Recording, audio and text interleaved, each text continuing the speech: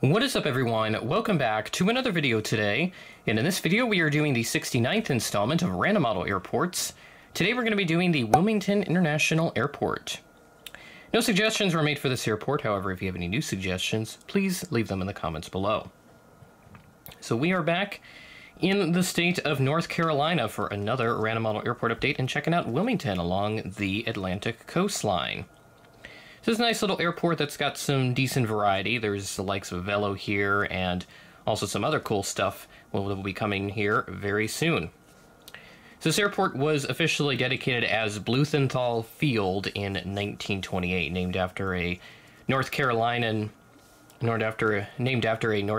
native who died in World War I. U.S. Army Air Forces operated this airbase during World War II, as is the case with most of the other airports I've covered on this series.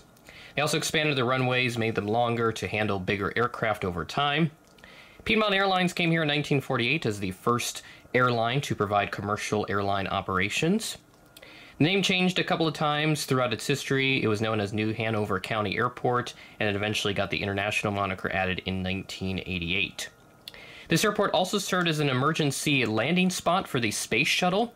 It was never used, though, since the space shuttle always made it back to its intended destination without any major issues, with the exception of the Columbia disaster, which unfortunately that spacecraft broke up as it re-entered our atmosphere.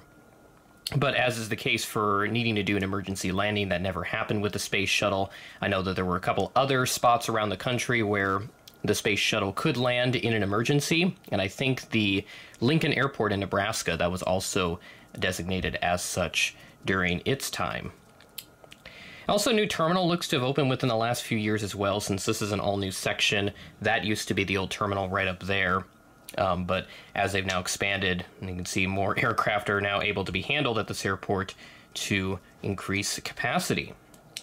So it's a nice airport once again. We've got Delta, American, United, and also Avelo here. We also have a brand new airline coming to Wilmington next year. It's going to be Breeze Airways. They will have service to 4 destinations when they start. Orlando and Hartford will begin on February 13th, and then Fort Myers and Providence will begin on Valentine's Day, the very next day. So excited for Wilmington, and perhaps I may revisit them when the Breeze services are fully operational, so it'll be nice to check them out, see how they're doing a little later on down the road. But otherwise, it's pretty much all the standard carriers. We also have seasonal Sun Country service to Minneapolis, which isn't on the schedule, so that's also something to note. And yeah, that's pretty much all the notable operations that we have here out of Wilmington, outside of the Avelo stuff, of course, which they do have a handful of destinations and a couple seasonal services. They also have seasonal service to Wilmington, Delaware. Just saw that as well on the flight board there, so that's pretty interesting. Wilmington to Wilmington is possible. Without further ado, we're going to go ahead and get started down over here. This is supposed to be gate 8, and then this is 9, 7, 1, 3, 5, 4, 6. This is kind of a weird naming scheme for the gates, probably because of the construction here, so they may need to rename some of the gates to I don't know if there's really any confusion with it, but it certainly confused me a little bit when I was putting this airport together. But we do have it all set up, so we'll go ahead and get started down over here at gate 8. And gate 8 is where we find the Delta 717, a staple of a lot of these random model airports in the eastern part of the country, where a lot of these aircraft fly out of Atlanta, these former AirTran aircraft.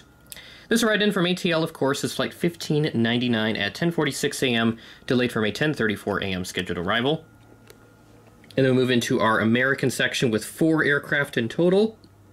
And at gate 9, this Embraer 145 came in from Philadelphia as flight 5977, operated by Piedmont, at 5:29 p.m., had a scheduled 5:40 p.m. arrival. And then American Mainline, right next to that at gate 7, this A319, came in from Charlotte as flight 2610 at 3:37 p.m., delayed from a 3:30 p.m. scheduled arrival, only behind by 7 minutes. Right next to that, CRJ 700 for American Eagle, parked here at gate number 1, so I know it's a sudden jump from 7 to 1, probably because that's where, right around the spot where the old gate 1 used to be when the old terminal was still there. And this came in from Washington Reagan as flight 5317, operated by PSA at 9:09 a.m., ahead of a scheduled 9:50 a.m. arrival, so the block time quite long for this flight as it arrives 41 minutes ahead of schedule. Then we'll swing on around to Gate 3 with this Embraer 175 as well for American Eagle. This arrived in from DFW as Flight 3577, operated by Envoy Air, at 10:30 p.m. ahead of a scheduled 10:41 p.m. arrival. And then, long time no see, Embraer 170 for United Express. Haven't used this in quite some time, as all these aircraft are going over to American Eagle, so I need to find one of those at some point because they've been pretty common. I know Envoy's gotten quite a few of the ex-Republic ones, and then obviously just the rest of them transferring over to American. But this is parked at Gate 6 and came in from Newark as Flight 3719, operated by Republic Airways, at 11:43 p.m. behind an 11:40 p.m. scheduled arrival, so just delayed by 3 minutes.